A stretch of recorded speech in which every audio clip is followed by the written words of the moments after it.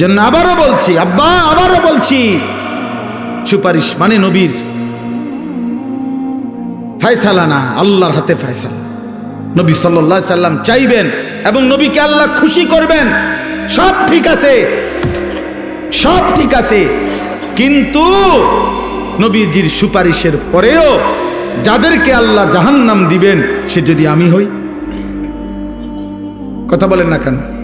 নবীজির হাতে, রাসূলুল্লাহ সাল্লাল্লাহু আলাইহি সাল্লামের 23 বছরের জামানায় নবীজির হাতে পড়ছে অগণিত লোক, এটা ঠিক কিনা? তো আবার ওনার হাতে কালেমা পড়ে নাই, এটা ঠিক কিনা? তো ওরা পড়লো না কেন? কথা বলেন না কেন? আবু তালেব, আরে ভাইয়া, আবু তালেবের জন্য কি করছে নবীজি? কি আহাজারি রোনাজারি করছে, মৃত্যুর পূর্ব মুহূর্ত পর্যন্ত চোখের পানি ফেলছে। মৃত্যুর পরে কোরআন শরীফের সূরা তাওবার মধ্যে আছে, আবু তালেবের মৃত্যুর পরেও নবী আবার আল্লাহর কাছে হাত তুলে বলছে, আল্লাহ আমার চাচাটারে মাফ করে দেন, আমার চাচা জাহান্নামের আগুনে জ্বলবে। আল্লাহ আমি এটা মাইনা নিতে পারি না। আসমানওয়ালা আল্লাহ কোরআনের আয়াত নাজিল করছে, বন্ধু হাত নামান, আমি মাফ করব না। নামান, হাত নামান, খোদার কসম এটা কোরআন শরীফের আয়াত।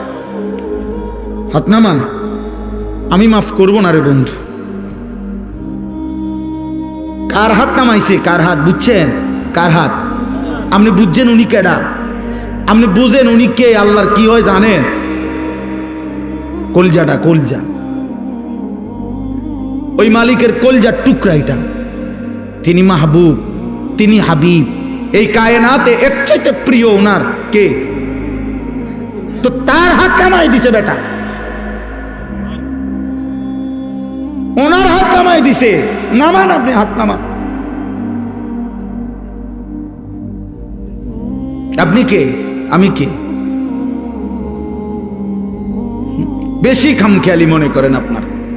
ইব্রাহিম আলাইহিস সালাম কোরআন শরীফে আছে, ইব্রাহিম আলাইহিস সালাম ওনার আব্বা আজরকে জাহান্নাম থেকে বাঁচাবার জন্য কত লক্ষবার যে কাকুতি মিনতি করছে কোরআনের মধ্যে আছে, শত শতবার, ইয়া আবাতি, ইয়া আবাতি, ইয়া আবাতি, ইয়া আবাতি, কোরআন শরীফে আছে। আব্বা, এই আব্বা, এই আব্বা, আব্বা আপনি ইমান আনেন, ওই বাপ ইমান আনেন, বাপ ইমান আনেন, ইমান আনেন, ইমান আনেন, আপনার জাহান্নামের আযাব ধরে ফেলবে রে আব্বা, আপনি শয়তানের গোলামি করেন না রে আব্বা।